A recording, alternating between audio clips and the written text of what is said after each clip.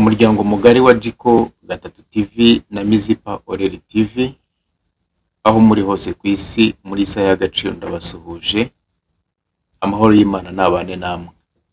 Nk'uko bisanzwe amasomo turayakomeje, ibiganiro turabikomeje, ariko ari amasomo ari ibiganiro byose bigamije kwigisha, bigamije kutwigisha, bigamije guhindura imitekerereze yacu, guhindura imyumvire yacu, guhindura imikorere yacu, aho buri muntu wese areba uruhare rwe mu muryango uhuje, utuje kandi wishimye, umuryango ubayeho neza, cyangwa se umuryango urimo amakimbirane, urimo ibibazo bigiye bitandukanye. Ku rundi ruhande, aho umuntu areba imitekerereze cyangwa se urwego akwiriye kuba atekerezaho kugira ngo abashe kubaho ubuzima butarimo urujijo, abayeho uburyo bufite icyerekezo cyangwa se ubuzima bufite icyerekezo, ubuzima bufite intego, abikuye mu kuzamura imitekerereze ye, cyane ko igihe turimo ari igihe cyo gushira amanga, ari igihe cyo gushira ubwoba, tugendeye ko mu bihe byashize abatubanjirije, abatwigishije, abaduhaye amakuru yaranze ubuzima bwacu mu bihe byashize, baduteraga ubwoba ko gukoresha ubwonko bwacu, gutekereza cyane, bishobora kudushyira mu kaga cyane. Iyo twavugaga nko kubyerekeranye n'iyobokamana, cyane ko iby'Imana ntabwo bivugwaho rumwe, ni nayo mpamvu usanga hari abantu benshi babivuga kandi rimwe na rimwe ugasanga baravuguruzanya. Sawa, ndi butinde rero uyu munsi, ahubwo ndagira ngo amasomo yacu tuyashingire ku nkuru. Uyu munsi ndashaka kubaganirira, ndashaka kubaha inkuru kugira ngo byibura dukuremo isomo tuzigisha abana bacu bakabyigisha abuzukuruza cyangwa se n'abuzukuru bacu, bitewe n'igihe naho kizaba kigeze. Rero uyu munsi hari ifoto nabonye, ndaje ndayibereka. Iyo foto yanteye kwibuka amateka mwenzi. Ni ifoto y'umwana uhetse undi, ubarebye urabona ari ikigero cy'imyaka 6-7 aho ngaho. Ni umwana bigaragara n'umwana w'umuhungu, yarahetse murumuna we yapfuye. Iyi nkuru cyangwa se iyi foto y'uyu mwana ntabwo nzi igihe bayifotoreye, ariko inkuru ivuga ko hari mu ntambara ya kabiri y'isi yose mu 1939 kugeza mu 1945, ubwo ni intambara y'imyaka 6. Amateka y'uyu mwana niho yaba yaratangiye kuvugwa nkurikije uko ku ifoto byari bimeze. Bavuga ko rero uyu mwana mu gihe cy'iyo ntambara, ntabwo nzi niba ababyeyi be bari bahari, ntabwo nzi uko byagenze, ariko muri iyo ntambara, barezi mu ntambara habamo ibintu bigiye bitandukanye, habamo gupfa, harimo ibintu byinshi, harimo guhunga, iyo ugize amahirwe ukaba utapfuye, harimo gukomereka, mbega mu ntambara harimo ibintu byinshi. Uyu mwana rero yabonye murumuna we yapfuye, arangije aramuheka. Ubwo rero yagendaga ahetse murumuna we wapfuye, umusirikare yaramwitegereje, umusirikare yanyuzeho yaramwitegereje, ubwo yaramugiriye impuhwe nawe ntiyamwica. Abwira uwo mwana ati rero uwo mwana mushyire hasi, utaza kurambirwa kumuheka. Umusirikare we yari yabonye ko umwana yapfuye, ntabwo nzi niba umwana ariko yari yabonye murumuna we yapfuye akamuheka apfuye, cyangwa se niba yaramupfiriye mu mugongo. Nta makuru menshi batanzeho, ariko ifoto ushobora kuyitekerezaho byinshi. Umwana mu gisubizo rero yahaye uwo musirikare, yaramubwiye ngo ntabwo aremereye, ni murumuna wanjye, ntabwo aremereye. Ubwo rero n'amakuru nasomye kuri iyo foto ngo ntabwo aremereye, ni murumuna wanjye. Rero iyi foto ubwo nayiribonaga byanyibukije andi makuru y'umuntu nzi, y'undi mwana nzi, y'abandi bana nzi neza, nabonaga ari fotokopi. Mu 1994 ubwo mu Rwanda habaga intambara, ah, habaga intambara muri cya gihe jenoside yakorerwaga abatutsi yabaga, ibintu byari bikomeye, ntabwo byari byoroshye. Hari abandi bana babiri nzi, ayo ni amakuru nzi neza, hari hari nka saa 12 zishyira saa moya za mu gitondo, ndetse icyo gihe hari ku wa mbere. Gusa ikintu ntibuka neza ni itariki, ariko amezi yari nko mu kwa gatandatu, rero ahantu twabaga hari mu ntara y'Iburasirazuba. Uyu munsi ni Iburasirazuba, ariko icyo gihe hari mu cyitwaga Prefegitire ya Kibungo mu karere ka Kabarondo, umurenge, ubwo byari segiteri ya Shyanda. Abahazi uyu munsi ni mu murenge wa Murama. Rero imbunda zarasakuje muri icyo gitondo, zarasakuje, ubwo urumva akazi, imbunda zari ziri mu kazi kazo. Noneho abantu barirukanka, aho bari barirukanka bakwira imishwaro. Uwo mwana rero w'umuhungu, uwo mwana n'umuhungu yari mu kigero cy'imyaka 9, afite na mushiki we wari mu kigero cy'imyaka 5. Mushiki we yitwa Mutoni Chantal. Noneho abantu bari bari kumwe barirukanse, uwo mwana w'umuhungu aheka mushiki we, urumva barakurikiranaga, barirukanka bakurikira abandi bantu bakuru bari bari kumwe. Noneho bageze ahantu ruguru gatoya, ahantu hari insina, bageze ruguru gatoya barababwira ngo tuve inyuma n'icyo cyane. Urumva uwo mwana w'umuhungu yarahetse mushiki we akurikiye abo bakuru. Urumva ntiyarazi naho ari bujye, nubwo buri muntu wese muri uwo mwanya atarazi aho ajya, ariko imbunda zarasakuzaga cyane, rimwe na rimwe utazi naho barimo kurasira, ariko imbunda zarasakuzaga cyane. Noneho uwo mwana nta kundi kuntu yagombaga kubigenza, n'imvura yendaga kugwa, mu bigaragara imvura yendaga kugwa. Umwana nta kundi yagombaga kubigenza, yavuye inyuma y'abo bantu bari bakuze, nk'uko bari babivuze, tuva inyuma n'icyo cyana, kugira ngo uwo mwana Mutoni ataza kurira, ahari wenda agatuma baza kumenyekana ahantu bari, bakaba bakicwa. Uwo mwana rero yasubiye inyuma, baragenda. Mama wabo nawe yari arwaye cyane muri icyo gihe, yari arwaye atabasha no kwikura ahantu ari. Mu bigaragara nawe bari bamutaye, yari atawe, yari asigaye wenyine. Noneho umwana aragenda amusanga ahantu nyine amusanga ahantu yari ari, kuko ntabwo hari no mu rugo nyine, hari, urumva hari mu bihuru, hari abantu bihishahisha. Aragenda barahura, basigara ari batatu. Nta yandi mahitamo yari ahari usibye kuba bari ukugenda bakajya ahantu mu myumbati. Icyo gihe baragiye bihisha ahantu mu myumbati. Mu bigaragara usibye Imana yagombaga kuba yabarinda, ubundi bari bameze nk'abihishe mu murima w'ubunyobwa, ariko baragenda nyine, aho barahaba mu kuva ayo masaha yose kugera nimugoroba. Imbunda ziriwe zisakuza. Icyakora muri ako gace baragiye baca ahantu ruguru mu muhanda, barakomeza baragenda burinda bugoroba. Rero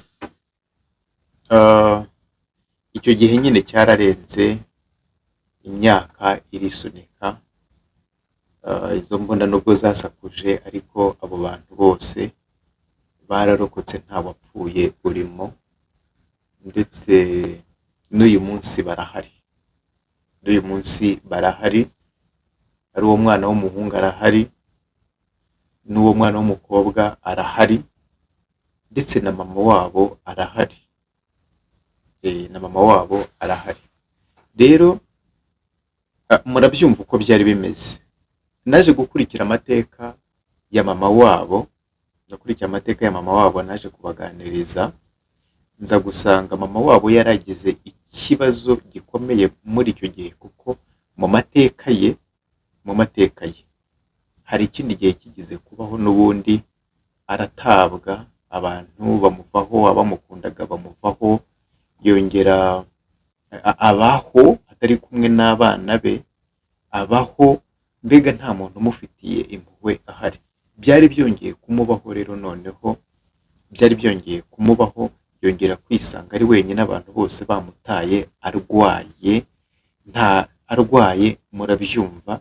Noneho cyokora yari kumwe n'abana batoya, icyo gihe ari kumwe n'abana batoya, urumva hari mu ntambara, ibintu ntabwo byari byoroshye, kari agahinda gakomeye rero noneho no kuba atabasha kwigeza aho yabasha kwihisha. Wenda icyo akora aragenda nyine bajya mu myumbati yarimo n'imigozi y'ibijumba, mu by'ukuri byari bimeze nko kwihisha mu murima w'ubunyobwa.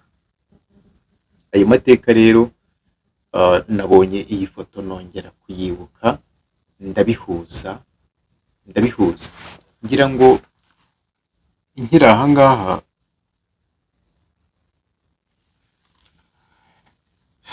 ngira ngo wenda nk'umuntu waba warigeze guhura n'ibintu bijya gusa n'ibyo ngibyo yabasha kubyumva neza, ariko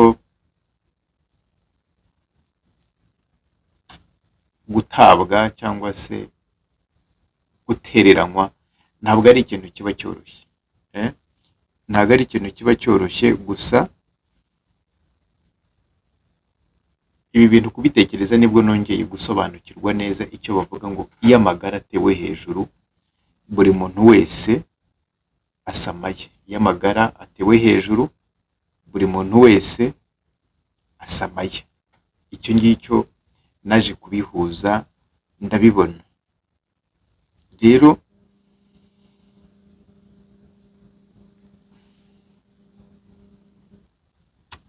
Ntabwo ari ikintu kiba cyoroshye.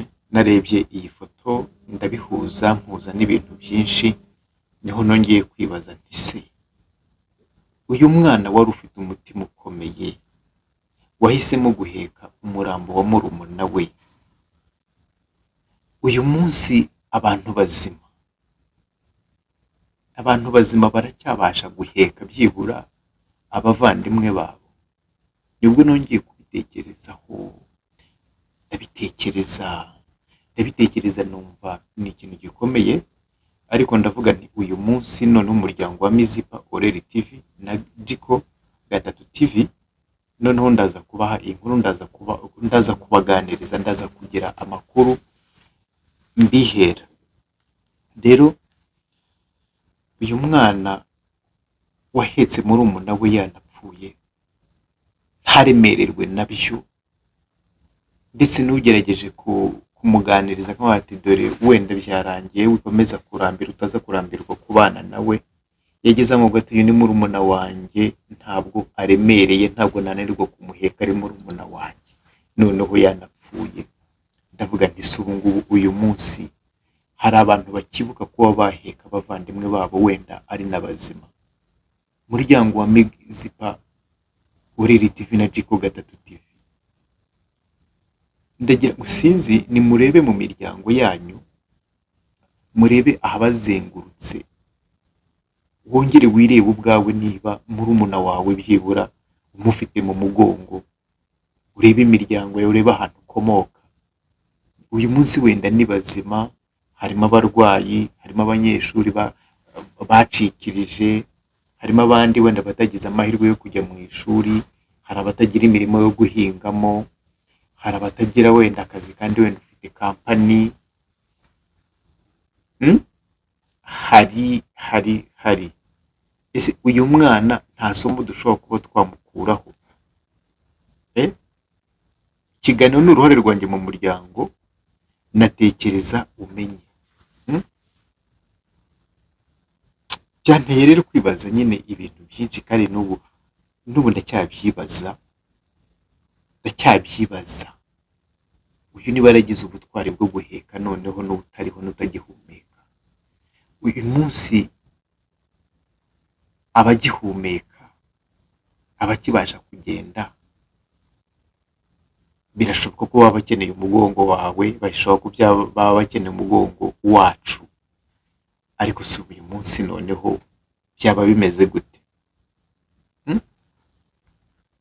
Ahari reka mbivuge nk'ubwira abana banjye, reka mbivuge nk'ubwira abana banjye, kuko abana banjye iki kiganiro nabo bazakireba. Hari ibyo njya mbaganiriza, ariko ikiganiro ntabwo ndabaganiriza ibi ngibi, ubu mbishyize mu muryango nyine mugari, ariko reka mbivuge noneho nk'ubwira abana banjye, nk'ubwira abuzukuru banjye. Hmm? Ahari bazabibwira n'abuzukuruza banjye, cyangwa se reka mvuge ngo reka ntange ubutumwa mbibwire abana banjye, mbibwire abuzukuru banjye, mbibwire n'abuzukuruza banjye, kubera yuko ibi bizahoraho, ibibitswe mu ikoranabuhanga bizahoraho. Ahari birahinduka nk'umurage. Birahinduka nk'umurage.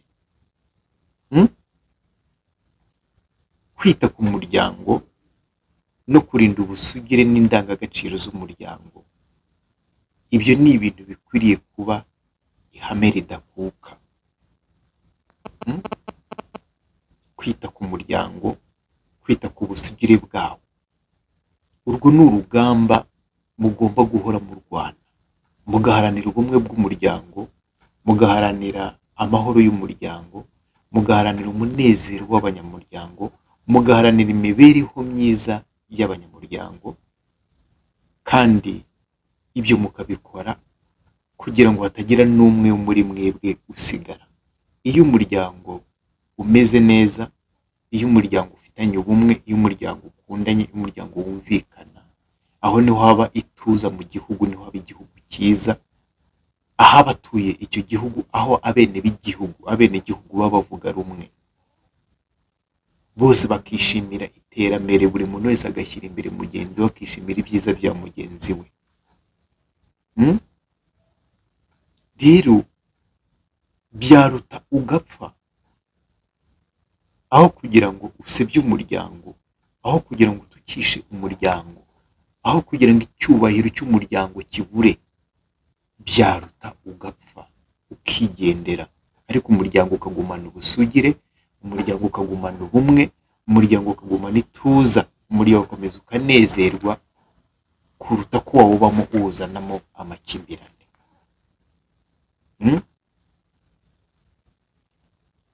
Kuruta uko warya wenyine bene wanyu bashonje, kuruta uko wakira wenyine bene wanyu bose bakennye, abana bakabura uko biga mu muryango kandi ufite, abantu bagasonza, abantu bakabura icyerekezo, abantu bagasuhuka kandi ufite ibiryo, ufite ukuntu, ufite uburyo, ari wowe wenda wazamutse ukajya hejuru kugira ngo wabere inyenyeri ibamurikira.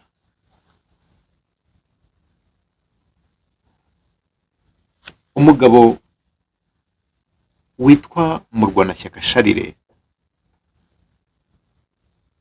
yari umugabo wanze agasuzuguro,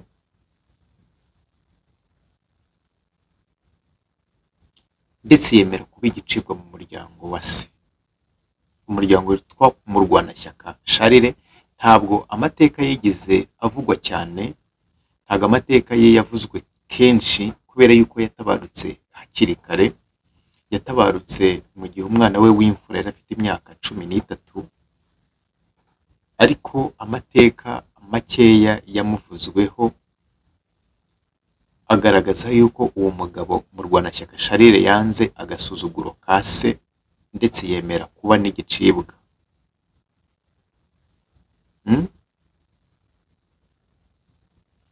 Amaze gutabaruka,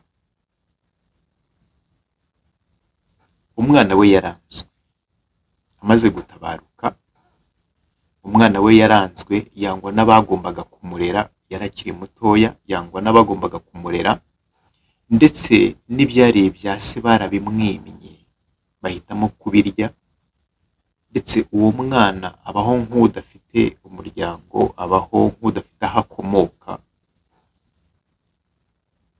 kubera yuko igihe bamaranye, iyo yabazaga ibya se aho byari biri, kuko byari bifitwe na ba se wabo ndetse na sekuru, icyo gihe bari bagihari,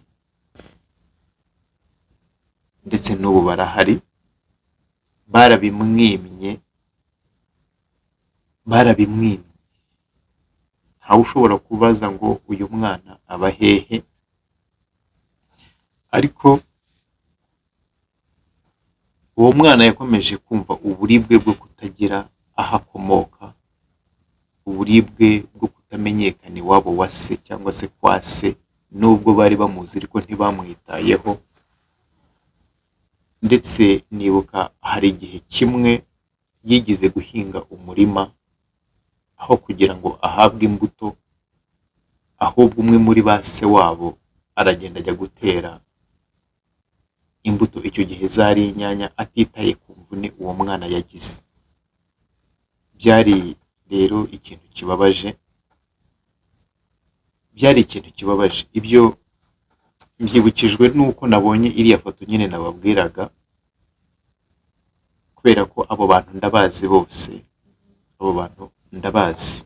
Rero uwo mugabo Murwanashyaka Charles wanze agasuzuguro ka se, agasuzuguro k'umuryango akomokamo, ukurikije uko amateka yagaragaje. Ibyo ni ibyamenyekanye nyuma y'uko atabarutse, ni ababibwiye uwo muhungu we w'imfura. Rero uwo mwana utaragize amahirwe yo gushyingura se, utaragize amahirwe yo guherekeza se, kubera yuko igihe se yatabarukaga uwo mwana ntabwo yari ahari. Icyo gihe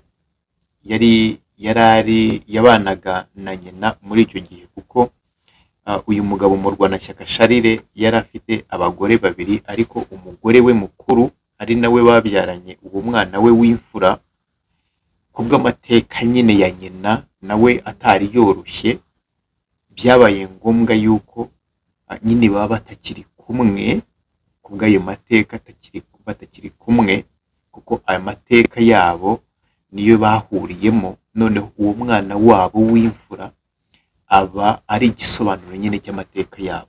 Uwo mwana wabo w'imfura ni igisobanuro nyine cy'amateka yabo, kuko hari amateka yari yihariye kandi yari ababaje, yaranakomeye cyane, ari nayo kandi yaje gusa nkaho yisubiyemo mu 1994 handi natangiriye, ubwo yari arwaye. Noneho abo bana be abari bakuru bakababwira ngo mutuve inyuma, mutaza gusakuriza mugatuma hari dupfa, ni nko bavuze mugende mupfe mwenyine. Noneho uwo mubyeyi yongera kwisanga kandi ari wenyine, adafite uwo kumwitaho, arwaye, ariko yisanga ari kumwe n'abana be babiri, umuhungu n'umukobwa, kandi bari mu myaka rwose mikeya. Bose by'amahirwe Imana yarabarinze, bose barahari.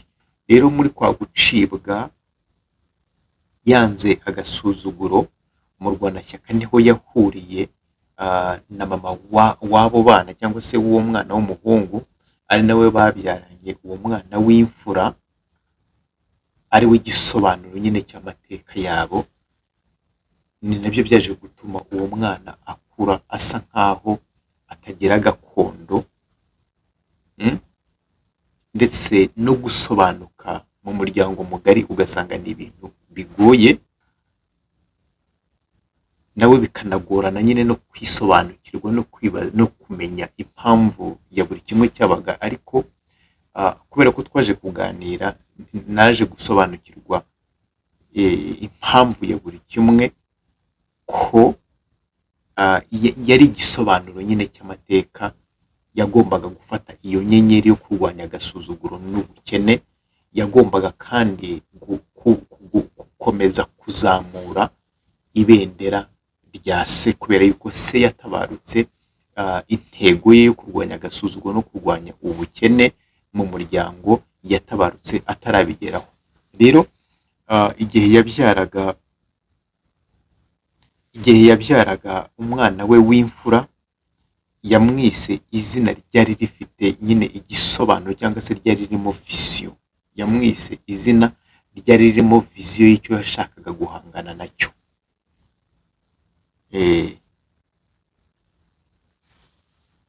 Nagira ngo rero mvuge iki ngiki, Murwanashyaka nubwo yatabarutse, inyenyeri ye ntabwo yazimye, kandi n'ibendera rye riracyazamuye kubera yuko umwana we ariho mu mwana we w'imfura, ariho mu buzukuru be, kandi azakomeza kubaho no mu buzukuruza be. Murwanashyaka Charles ntabwo yigeze avugwaho ibintu byinshi, ariko nta nubwo avugwa kenshi, nta bitabo yanditse, nta bintu bihambaye yari agakora kuko yatabarutse rwose akiri mutoya, ariko umwana w'imfura yasize igisobanuro cy'amateka ye yo muri icyo gihe aho yari amaze kugera, yasigaranye inyenyeri ye, kandi Murwanashyaka ariho mu mwana we, ariho mu bana be, ariho mu buzukuru be atabonye, ariho no mu buzukuruza be atabonye, kubera yuko uwo mwana we w'imfura amaze kuzukuruza. Amaze kuzukuruza, urumva ko inyenyeri ye rero izakomeza kwaka, kandi n'ibendera rye rizakomeza kwererezwa. Rero nakomeza mvuga nk'ubwira abana banjye, ndi mu muryango mugari ariko nk'umubyeyi, reka ibi ngibi mbivuge cyangwa se iyi nkuru nyivuge nk'urimo kubwira abana banjye, nk'ubwira Joyeuse, nk'ubwira Bestewall, nk'ubwira Orion, nk'ubwira Ariparomede, nk'ubwira Gusira, reka mvuge kandi nk'ubwira Sevia, nongere mvuge nk'ubwira Plenitude, mvuge nk'ubwira umwuzukuru wanjye Kahane, umwiza wa se. Buriya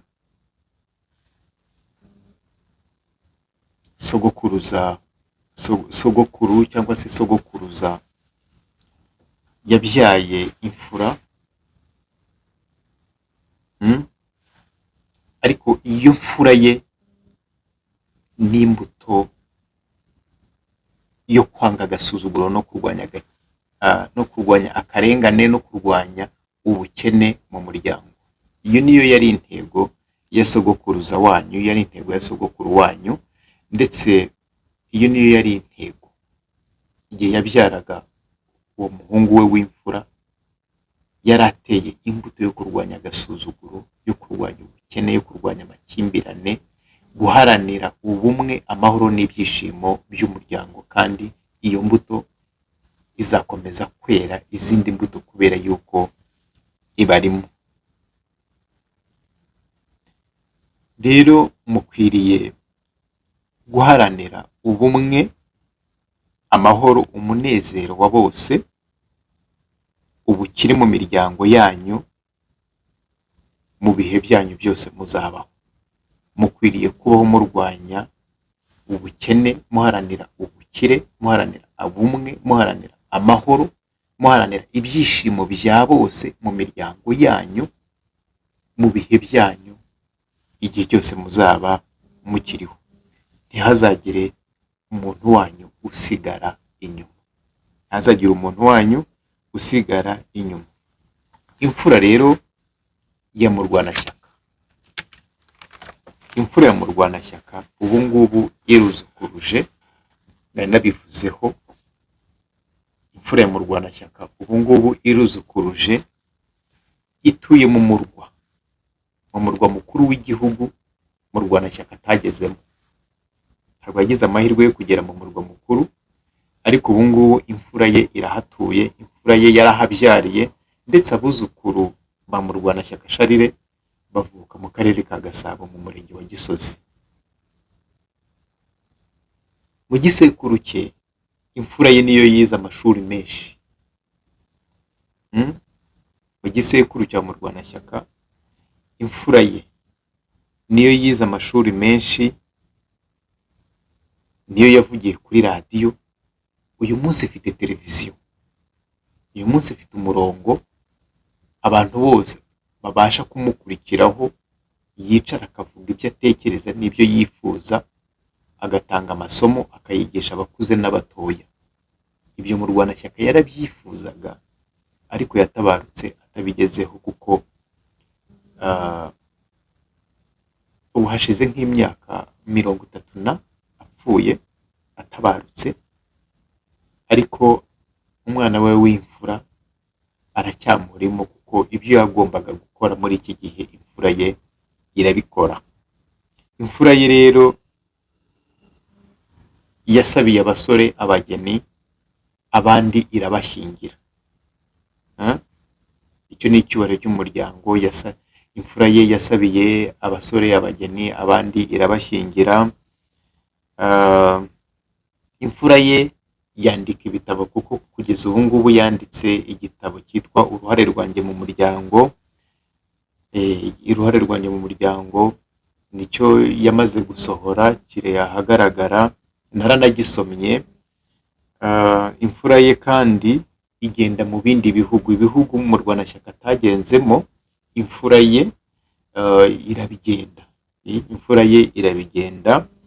Imfura ye isangira kandi ikaganira n'abakuru, ikaganira n'abanyabwenge, abajyanama b'abandi.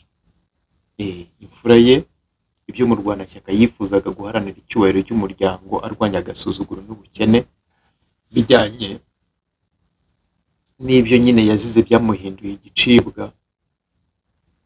Uyu munsi uwo mwana we w'imfura akaba ari igisobanuro cy'amateka yamuranze, kubera yuko ari inyenyeri nyine itwaye urumuri rwa Murwanashyaka, n'ibendera rye rikaba ryererejwe. Uyu munsi aganira n'abanyabwenge, yicarana n'abantu bakuru, abajyanama b'abandi, icyo Murwanashyaka yifuzaga.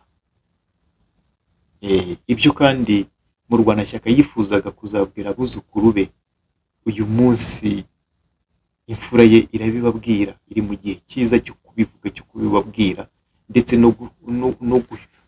no kuzamura ibikuta kuri fondasiyo cyangwa se ku rufatiro Murwanashyaka yasize, kugira ngo bizabe inyubako. Iyo nyubako izaba ari nk'umurage, izabe ari nk'umurage. Imfura ye kandi igerageza gukora neza no kubyigisha abandi. Imfura ye ni pasiteri. Gukunda umuryango, gukunda igihugu, guharanira ubumwe, amahoro n'ibyishimo mu bantu, niwo mutima w'umwana we w'imfura. Gukunda igihugu, gukunda umuryango, guharanira ubumwe, guharanira amahoro n'ibyishimo mu bantu, uwo niwo mutima. Uwo niwo mutima wari uwo Murwanashyaka, uwo niwo mutima uri mu mfura ye. Murwanashyaka ntabwo yigeze avugwaho byinshi, ariko igihe kirageze kugira ngo Murwanashyaka noneho avugwe. Igihe kirageze kugira ngo Murwanashyaka avugwe, kandi nta wundi wamuvuga keretse amashami ye. Abuzukuru be bazamumenya ari ukubera yuko abana be bamuvuze, abuzukuruza be bazamumenya kubera yuko abana be bamubwiye abuzukuru. Murwanashyaka rero, aho uri, inyenyeri yawe iracyaka, ntabwo yazimye, kandi amashami yawe azakomeza kwera imbuto. Ubu rero niwo murage: gukunda igihugu, gukunda umuryango, kuwitangira, guharanira amahoro, ubwisanzure mu bantu n'iterambere, kandi mukanga agasuzuguro, mukarwanya ubukene. Uwo niwo murage mbahaye. Uwo niwo murage mbahaye mashami yanjye. Uwo niwo murage mbahaye banyeshuri banjye. Mwese abankurikiye, nubwo iyi nkuru nyivuze rimwe na rimwe, hamwe na hamwe nkavuga nkubwira abana banjye, ariko kubyara birashoboka ko umuntu yakubyaza ijambo ukaba umwana kubw'ijambo, biranashoboka ko umuntu yakubyara ukaba umwana kubw'umubiri, ariko ijambo naryo rirabyara. Rero reka ibi ngibi tubifate nk'umurage. Twese twanjye agasuzuguro, twese twanga ubukene, duharanira ubumwe, duharanira amahoro, duharanira ibyishimo bya buri mwe, by'umwihariko mu miryango yacu, kandi gukunda igihugu no gukunda umuryango bihinduke umurage muri twebwe. Rero muzahura n'intambara nyinshi, muzahura n'intambara nyinshi, ariko urukundo, imbabazi, kugwa neza bizababera ingabo ibakingira, kandi kubaha umuremyi n'ababyeyi kwanyu bizababera urumuri rubamurikira mu nzira munyuramo, kandi bizaba urumuri rumurikira ibikorwa byanyu. Ahangaha reka mpasubiremo, muzahura n'intambara nyinshi mu buzima bwanyu, ariko urukundo, imbabazi, kugwa neza bizababera ingabo ibakingira, kandi kubaha umuremyi kwanyu no kubaha ababyeyi kwanyu, kubera yuko ababyeyi niyo shusho y'Imana imbere y'abana, kubera yuko abana bamenya Imana cyangwa se umuremyi bamumenyeshejwe n'ababyeyi. Mbere yuko umwana abona Imana abanza kubona umubyeyi, mbere yuko umwana abona abamarayika abanza kubona abavandimwe. Rero kubaha umuremyi, kubaha ababyeyi kwanyu bizababera urumuri rumurikira inzira zanyu muzacamo zose, ndetse n'ibikorwa byanyu. Iyi nkuru rero nari ndimo kubabwira, nubwo nanyujijemo n'izindi mpanuro, ubundi iyi ni inkuru mpamo, kuko uwo mwana w'umuhungu navugaga, uwo mwana babwiye ngo nimwumve inyuma, wari uhetse mushiki we witwa Mutoni Chantal. Uwo mwana ni Ntezikimpa Jean de Dieu, mwene Murwanashyaka Charire, watabarutse afite imyaka 13, akaba ari igisobanuro cy'amateka y'ababyeyi be. Ababyeyi, ingorane zabo, intambara zabo, nicyo gisobanuro cy'umwana wabo w'imfura Ntezikimpa Jean de Dieu. Umutima we rero ni uguharanira ubumwe, amahoro n'ibyishimo by'umuryango. Murakoze. Iyi nkuru ndumva bishoboka ko hari benshi baba bafite imeze nkayo, ariko kubwo kuba nabonye uriya mwana wabaye intwari agaheka murumuna we wanapfuye, akumva adashobora kuremererwa nawe, nubwo nta kindi yari kuzamukuraho, nubwo nta kindi yari kuzamufasha, ariko akemera kumuheka, byankoza ahantu, bituma nanjye noneho uyu munsi nshobora kuvuga, nkagira icyo mvuga nshingiye ku nkuru yanjye bwite, nubwo wenda ntavuze ibintu byinshi, mvuzeho dutoya cyangwa se dukeya dushobora gusobanuka tujyanye n'iriya foto. Nanjye ibyo ngibyo byambayeho, ibyo ni ibyambayeho, nta wundi muntu ubizi, kuko ubu ngubu nibwo mbivuze ndi kuri kamera, ubu nibwo mbashije kubivuga. Rero amateka arigisha, kandi yigisha byinshi. Icyo nabasha kuvuga rero muri iyi saha y'agaciro ni uko navuga ngo uko ubuzima bwaba bumeze kose, ukwiriye guhagarara wemye, ugahinduka inyenyeri y'umuryango, kandi abatoya mu buryo bumwe cyangwa ubundi kuri wowe ukagerageza kubaheka, kugira ngo hatagira uwawe usigara inyuma, nubwo baba bananiwe, nubwo baba barwaye, ukababera umucunguzi. Kwanga agasuzuguro rero, guharanira icyubahiro cy'umuryango n'indangagaciro zabo, aho kugira ngo usuzuguze umuryango, byaruta ukipfira, ariko umuryango ukagumana icyubahiro cyawo, igihugu kikagumana ubusugire bwacyo. Reka rero kuba umwe, kuba amahoro hagati muri twebwe, kandi twishimye, bitubere umurage dukwiye no kuraga abana bacu, dukwiye no kuraga abuzukuru bacu. Imana rero ibahe umugisha, kandi Imana ibishimishe ibyishimo byinshi. Murakoze cyane.